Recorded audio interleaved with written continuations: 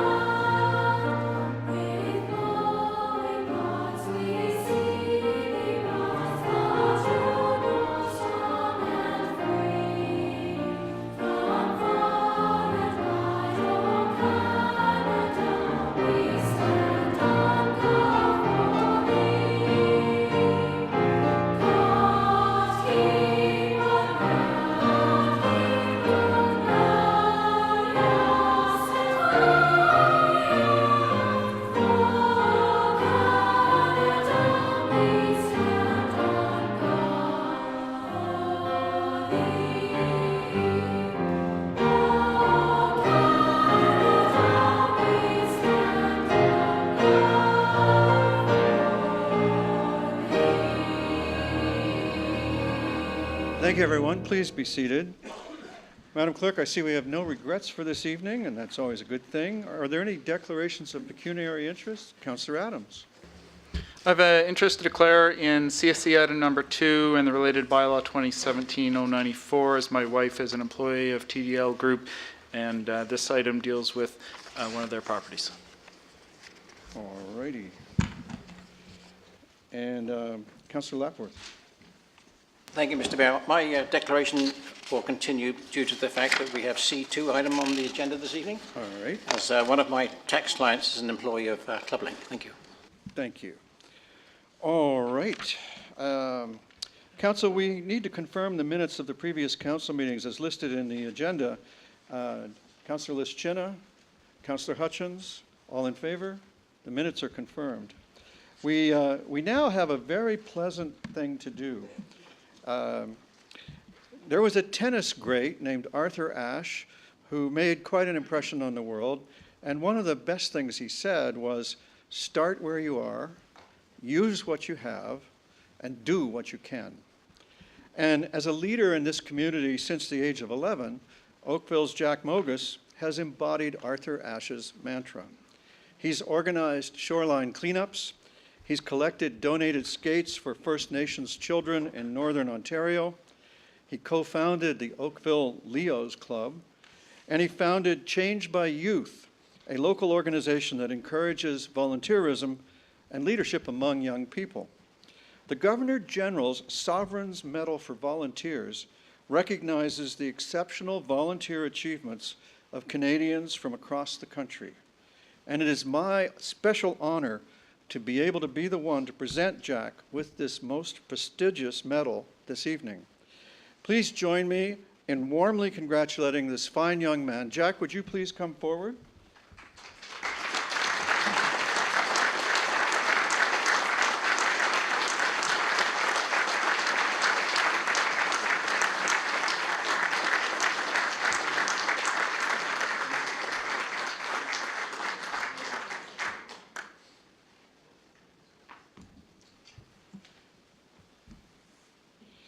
So the next thing on our agenda is the delegation has withdrawn, and that brings us to the Standing Committee and Committee of the Whole reports. I would like a motion to approve both of them, except for the item that on which Councillor Adams declared a conflict. Councillor Duddick and Councillor Chisholm. So you can vote on this one, Councillor Adams, because it excludes your item. All in favor? Opposed, if any? And that is adopted unanimously. And now we will vote without Councillor Adams on item 2. All those in favor? I'm going to assume the same mover and seconder. All in favor? And that's carried as well. So now we have a confidential consent item, And it's my pleasure at this time to ask for a mover and seconder for this confidential report. Councillor Hutchins and Councillor Robinson, all in favor? And that is carried. And I'm now pleased to announce the appointment of the Deputy Fire Chief, Monique Belair, and that's what we've just approved. So congratulations to Monique, and welcome. Council looks forward to working with you. Now, the next item is a confidential item, update and instructions re Glen Abbey, and this is subject to solicitor-client privilege, and this is a report that can be passed but not discussed in public. Is there a mover and seconder for C2? Councillor Elgar moves it. Yeah. Councillor Duddick seconds it. All those in favor? Any against? Oh, and Councillor Lapworth, let's note, did not vote because of his declared interest. So I can now announce that what Council has just done is passed instructions to our legal staff on how they can vigorously defend our decision on Glen Abbey. So with that, we are now ready for the state of the town that many of you have come here for. Friends, neighbors, community members, council, staff, Burlington Mayor Rick Goldring, welcome, and Minister of Labor Kevin Flynn, thank you for your interest in my 11th annual State of the Town address. Let me take a second to explain why my good friend, the Mayor of Burlington, has joined us. It was his idea about a year ago that we should attend each other's State of the Town, State of the City addresses in the interests of better harmony and cooperation between our neighboring communities. And I learned a lot by attending his, and I'm really pleased to see you here, Rick. It really speaks to the kind of leadership that you espouse, the collaborative way that you urge everyone to work, that you're here tonight, and I thank you for that. You are terrific to work with. The changes this term on council make me want to start with the state of council. The state of our council is good, with 3 new members doing well, and with more change ahead after next year's election. We will add a 7th pair of council members for Oakville above Dundas, and 6 of our current members will have familiar boundaries changed. In the last year, we've seen how the newest member of council, Ray Chisholm, has made a success of his first full year on council. That's thanks to his ability to hit the ground running after his election last year because of his wealth of knowledge about the town from being born and raised here. His has been a strong voice added to his Ward 2 town and regional council partner, Kathy Duddick's voice, for improvements people need, such as the Spears Road pedestrian crossing and the about to be completed Kerr Village Community Center and other initiatives. The other member of council new since the 2014 election, Natalia Lischina, has made her own contributions to our work since her election 2 years ago. She serves in place of our tragically taken from us council colleague, Max Kahn. 2014's new member of council, Sean O'Meara, has had his voice heard too, especially on the need to improve traffic on Bronte Road. See that grin? All 3 have been strong new voices for our town's Livable Oakville vision. Our community's embrace of the Livable Oakville Growth Plan is as strong today as it was when we created the plan. We saw that commitment vividly during the engaged and impassioned statements by residents that we heard right here last month speaking about the Glen Abbey Golf Course decision.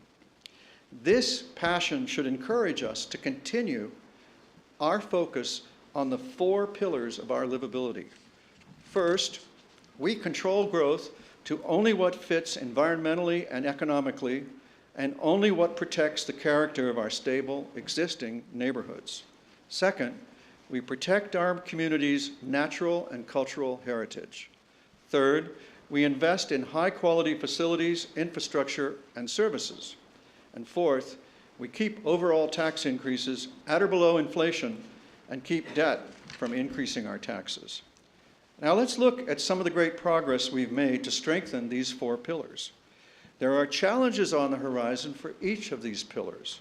There are opportunities with each pillar to enhance the livability of our town. So first, let's look at the pillar of controlling growth. The vigilance of this council and the community keeps growth under control. We avoid straining our infrastructure. We protect the character of our neighborhoods, and we conserve our built and natural heritage resources, our green space. Our green space is an important part of who we are and who we want to be as a community. That's why we established Oakville and Halton's municipal greenbelts, the first municipal greenbelts in the province, setting aside 50% of Halton from growth. That's why we created the Livable Oakville official plan, to protect what's valuable, our green space and our stable existing neighborhoods. Over the past 11 years, we've seen a reduction in our rate of growth to a more sustainable pace, and we've seen improvement in how we grow. I'll prove that to you with one simple number, or one simple statistic. We grew by 21,000 in the 5 years before I became mayor 11 years ago. In the last 5 years, we grew by 11,000. We got growth slowed down, and we picked up our work on infrastructure. We want growth that works for our community. Here's a small example. Most of us on council are what I'll call recovered soccer and hockey moms and dads. I'm looking at Ralph Robinson, Kathy Duddick, Ray Chisholm, Dave Giddings, Nick Hutchins, Roger Lapworth, Mark Grant, Alan Elger, Jeff Knoll, and Natalia Lischina, as well as myself. And Sean O'Meara and Tom Adams are current soccer dads and coaches. In fact, Tom Adams was recently recognized by the Oakville Soccer Club as the Coach of the Year for girls under 10.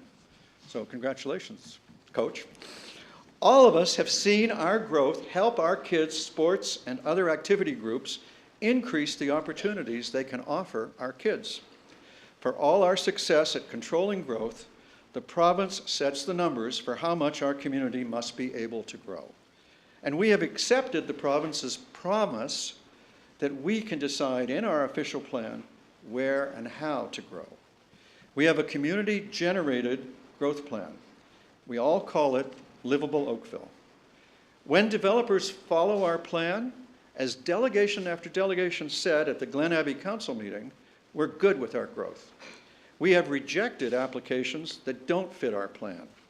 But it has been too easy for developers to disregard our official plan and ask an unelected member of the OMB, the Ontario Municipal Board, to change our community's democratically chosen plan for our future.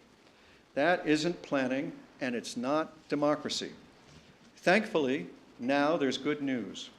We've worked very hard with the other mayors of Ontario and with MPP Kevin Flynn and with the Premier to get the OMB terminated by Bill 139. Kevin Flynn has led opposition to the OMB since I met him 17 years ago. Back then, he was a highly regarded member of this council. Bill 139 replaces the OMB with a tribunal with a much narrower scope. It will only be able to check that council decisions align with the terms of the Provincial Planning Act and the municipality's own official plans. I look forward to seeing what council and staff can achieve with stronger tools to control growth after these reforms come into play.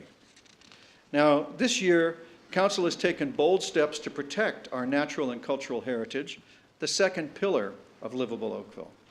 In August, we voted to issue a notice of intent to designate the Glen Abbey Golf Course as a significant cultural heritage landscape under Section 29 of the Ontario Heritage Act. The designation of Glen Abbey was based on evidence presented by staff and independent third-party experts and recommended by Heritage Oakville.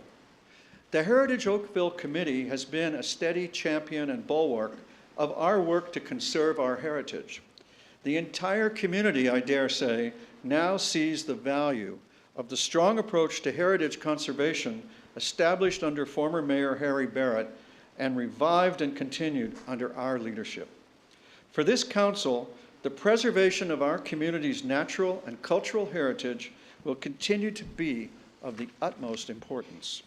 And as for the Glen Abbey Golf Course decision, as you just heard, Council will vigorously defend our decision to refuse Club Link's application to turn Oakville's most famous landmark into a vast subdivision. The third pillar of Livable Oakville is to keep our community's amenities in line with our needs. In the past 10 years, we've nearly doubled our community facilities, from senior centers to ice rinks to cultural facilities and playing fields. This year, we've launched additions to that legacy. We took the first steps to creating a new community center on the former hospital lands in southeast Oakville and adding more than 2 acres of new green space there. We also began rebuilding Oakville Arena into a state-of-the-art recreational center that will open next year. We improved our existing facilities like the Iroquois Ridge Public Library in North Oakville. This year, we saw it updated into a technological and creative hub for residents to learn and practice digital media, 3D design, and even computer coding or programming. And driving that vision forward was Library Chair in Ward 5 and Town and Regional Councilor Jeff Knoll. I hope I can get away with calling you our chief nerd. Council is also asking he's led us into the paperless world. He championed the iPad in place of paper agendas. When it comes to electronics, he's on it. Council is also asking our Budget Committee, chaired by Ward 6 Town and Regional Councilor Tom Adams, to approve a significant increase to our cultural grants in the 2018 budget. These grants are made available by the town and administered by the Oakville Arts Council to qualified not-for-profit Oakville arts and culture groups to serve the public and their kids. And Council continues to make critical investments in infrastructure. I'd like to highlight 7. First, drivers benefit from our various road widening projects, such as on 4th Line, or the road resurfacing program, which each year makes pavement smoother and more drivable. This year, we resurfaced 10 kilometers. Second, everyone will benefit when we finish the grade separations for Burl Oak and Kerr. Third, everyone will benefit when we create 2 planned Bronte Creek bridges above and below the QEW. And fourth, pedestrians and cyclists will be able to get where they need to go more quickly, safely, and easily as we create our planned addition of 700 more kilometers of pedestrian and cycle facilities or paths to add to the 1,500 kilometers we have already created all over town. Fifth, Oakville Transit is improving service by expanding its premium, on-request transit service for areas, I'll call it the transit pickup service, for areas without enough riders to sustain a regular bus route. Home to Hub, as we call it, picks you up in the driveway of your home and takes you to the nearest transit hub where you can catch a bus at no additional cost. Sixth, another amenity that we've worked hard to develop is our system of harbors. This year, we achieved a long-held goal of former Mayor Harry Barrett when we got the Bronte Outer Harbor transferred to the town. And seventh, the infrastructure our downtown needs will make it flourish. There are 3 steps underway for downtown. Step 1 is this year's successful rebuild of the Lakeshore Road Bridge downtown. The bridge will be completed under budget and ahead of time. In fact, the bridge will be open for Santa's Parade November 18th. Step 2 in downtown is our streetscape renewal. 2018 is the year we need to get everyone ready for the reconstruction of Lakeshore Road's streetscape downtown in 2019 and 2020. And step 3 will address our old downtown cultural facilities which have served the last century. We need downtown cultural facilities to serve this century. We will have our renewed cultural hub facilities open and energizing our Main Street by 2026, and with new parking. The community's thanks for that will have to go to Oakville Enterprises Corporation for the revenue streams that will enable this investment, just as their work enabled our contribution that made Oakville's new hospital possible. We want thriving small businesses, great social and cultural facilities, and Canada's best downtown community gathering place. These 7 investments and others that Council is making in our livability are only possible thanks to our strong financial position. And the 4th pillar of Livable Oakville is our town's strong financial position. Our financial management avoids erratic spikes in property tax increases that make it harder for our residents to manage a household. Right now, Council is preparing the 10th straight budget that will keep overall tax increases at or below the rate of inflation. And we will keep being Ontario's most fiscally healthy municipality. These 4 pillars of Livable Oakville, growth control, heritage preservation, infrastructure, and fiscal health, are supporting great progress. This year, we were named again the best place to raise kids. Oakville was also ranked as the 4th best place to live overall. Our neighbors in the city of Burlington were ranked the very best mid-sized city to live in as well. So congratulations to you. You've given us something to shoot at. We also enjoy in both communities being the safest, healthiest, and the longest lived community. And the safety comes from the outstanding job done by the Halton Regional Police Service, which also enjoys the reputation and the record of having the highest clearance rate for crime of any of the Big 12 police forces. So next time you see a cop, you've got more to thank him for than you might have known. Every year, we find ourselves closer to our vision of being Canada's most livable town. This is a collective achievement, and it's one that spurs pride in our town. We have a great foundation on which to face 6 big challenges we can clearly see ahead of us. The first and biggest challenge we face is ensuring Livable Oakville is livable for all. Next month, we will launch our first community safety and well-being plan. Oakville has 48% of the Halton residents who live below the low-income cutoff as defined by Statistics Canada. Oakville and Halton organizations like the Oakville Community Foundation and their leader, Wendy Ranella, is here, and thank you for being here. And we're looking forward to your announcements on Wednesday. Also, the United Way, the Y, and our own Halton Community Investment Fund all work together with others to help those who need help to keep up. And last week, our community received $12 million for public housing and fighting homelessness from the province of Ontario. So thank you, Minister Flynn, for delivering yet again for our community. The second big challenge that we must keep working hard on in this age of NAFTA talks and other threats is the economic challenge to assure that Oakville's local economy grows and thrives. To lift all boats, we need to grow our economy. And we are proud to be in the competition for Amazon's HQ2 with an Oakville site that's in the pitch to Amazon by Toronto Global.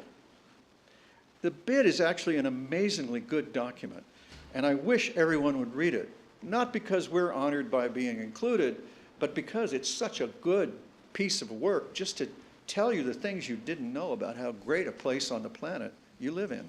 And I'm not talking about just Oakville. The whole GTHA, when you start thinking about places around the world, doesn't look too bad. But the most promising economic development we have is the forward-thinking, innovative Health Sciences and Technology District. This health science high-tech hub, which is located beside the new Oakville Hospital, would create nearly 2/3 of the number of jobs expected from the second Amazon headquarters that everybody wants so much. And unlike Amazon, we don't have to compete for it. The Life Sciences and Technology District is innovative, it's sustainable, and it's already chosen Oakville as its home. And best of all, it's a homegrown project put forward by Oakville resident Dr. Joseph Dablé. Councillors Roger Lapworth and Councillor Elgar and I ran in support of it in the last election. The stronger our economy and the greener our community, the happier and healthier we will be. The third big challenge that we must accept is a green challenge for every resident. One thing that defines Oakville is our desire to protect and preserve our tree canopy and to add to it. We can be proud of our goal of a 40% tree canopy by Oakville's 200th anniversary in 2057. We've come a long way from the clear-cutting days of our founders. I'm pleased to share that staff are finalizing the details of a new town initiative to be called Plant. Please, let's add new trees, P-L-A-N-T. We will encourage individuals, community groups, and corporations to plant trees on their properties and on town property every year. In 40 years, when we reach 40% canopy cover, each tree we plant today will have stored a ton of carbon. Oakville's future is green if we keep working together, one tree at a time. 1 million trees by 2057 would take 1 million tons of carbon, or more than 3.6 million tons of greenhouse gas, out of the air. That's on top of what our existing trees will do. Plant will support our existing tree planting work and Oakville Green's new backyard tree planting program in cooperation with the group called LEAF. It all adds up to what we could call a 1 million tree challenge, as the Oakville Horticultural Society has suggested our town needs. Now, our fourth big challenge is to green our transit fleet by converting to electric buses. In a few moments at this meeting, Council can approve our application to the province's new Municipal Greenhouse Gas Challenge Fund for 8 electric buses. Kevin, we're going to be counting on you to help us get this. An electric transit fleet was what we built our new transit facility for, also with support from the province. Now, that far-sightedness is about to be rewarded. There's a fifth challenge for us to ensure that Oakville's future is green. The province is declaring surplus the lands we lease from them between Ninth Line and Bayshire.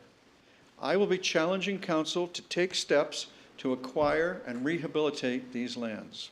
When our lease on those lands expires, everyone in our community should be able to keep enjoying the green space there. When fully rehabilitated, we should see approximately 36 hectares, or almost 90 acres, of green space. Our sixth big challenge is another opportunity to protect green space for our town. We are working closely with Kevin Flynn, our Oakville MPP and the Minister of Labor, to secure in public ownership the balance of the Merton lands. This is important because the province once sold much of the Merton lands for development before the present provincial government took office. We need to prevent the risk that a future provincial government might sell the rest of the Merton lands for development. Council and I were pleased to hear Minister Flynn's announcement September 25th that I read in this chamber, that he is working with us to get the Merton lands and Deerfield Golf Course kept in public ownership. These 6 challenges, well-being, jobs, trees, electric buses, the Parkway, and Merton, are opportunities to strengthen the livability of our town and assure that Oakville's future is green. What you've heard here are all goals I'm confident you, the public, support. I'm confident these goals are achievable. Together, we've proven that we can have as good a community as we're willing to work together to create. And Oakville's great strength is how many of us are willing to show up and do the work. And that's whether we're showing up as volunteers or as voters. One residents association leader said when we adopted our Livable Oakville plan, and this remark has been an inspiration coming forward for everything that council does, it feels so good to live in a town where the council listens to the people, he said. I can tell you that it feels good to council to know you, the people of Oakville, feel that you can bring your concerns and needs to council and get heard. Thank you very much for your attention to my remarks.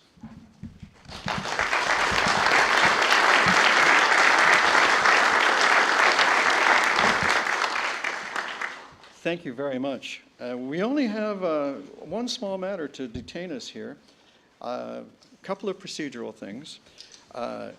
If I could have a mover and seconder to receive my report.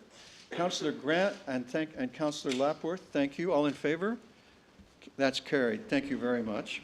And the second thing is to adopt the recommendation staff have been good enough to put before us to, in fact, apply to the Municipal Greenhouse Gas Challenge Fund for the electric buses. Councillor Knoll, moving. Councillor Grant, seconding. All those in favor? And that too is carried. Thank you very much. And that, you may be delighted to hear, is almost everything we need to do. There's only one thing that we need to do, and that is we have to consider requests for reports. We have a number. I have a sheet here with 3, and a late-breaking development tells me that there's a 4th. And so for efficiency, I'm going to ask the late-breaking 4th one from Councillor Elgar and Councillor Lapworth to read your request. Thank you. Through Mayor Burton, we are number 4 on the list here, but I'll just read it out. That staff be directed to report on the sightline issues at the northeast corner of West Oak Trails Boulevard at Glen Grove Crescent as a result of trees/shrubs that have been planted in the public right-of-way and options to address it. And if that could be added, I'd appreciate it. Thank you. Thank you. All those in favor of the request for report? That carries. It's an example of residents being listened to by their councillors. The next one is moved by Councillor Adams and seconded by Councillor Lischina that staff report on options to improve maintenance standards for utility boxes on public lands, such as requiring identification of ownership on the boxes with contact information on how to report problems. All those in favor? That's carried. Another example. I didn't arrange this. Moved by Councillor Dudek, seconded by Councillor Chisholm, that staff be directed to report back to council on potential erosion mitigation options for the Walker Street slope that include both natural and engineered solutions with associated costs, environmental impacts, and implementation timelines. All in favor? And that too is approved. Honest, I didn't arrange this. Moved by Councillor O'Meara and seconded by Councillor Robinson, that to enable the town to be prepared for the implementation of automated speed enforcement, or photo radar, staff be directed to prepare a report for council regarding Bill 65, the Safer School Zones Act, and considerations regarding the use and placement of automated speed enforcement cameras in school and community safety zones. All those in favor? That's carried. And thank you for demonstrating the truth of what I just said about council. It's lovely of you.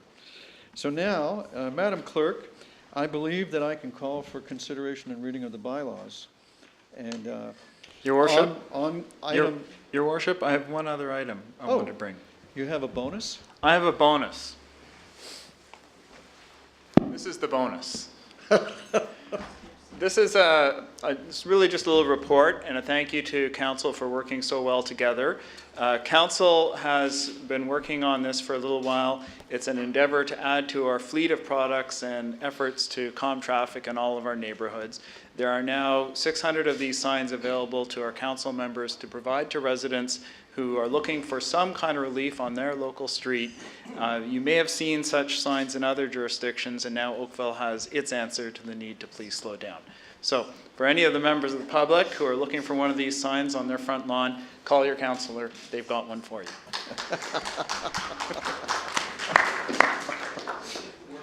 Another demonstration.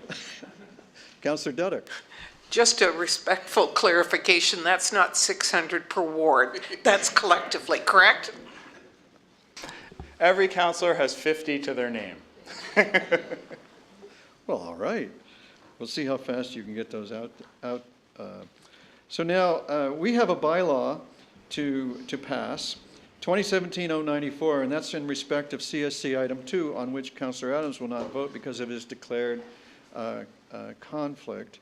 I need a mover and seconder if I didn't already get one for that. Councillor Lischina and Councillor Elgar, all in favor? And that is carried, and we'll minute that Councillor Adams didn't vote. And now I need a mover and seconder for the balance of the bylaws, and that's as listed in your agenda. And that's Councillor O'Meara and Councillor Giddings. Thank you. All in favor? And that is carried. That completes our work this evening and our agenda. and it's been terrific working with you. I thank you for your time and attention, and we are adjourned.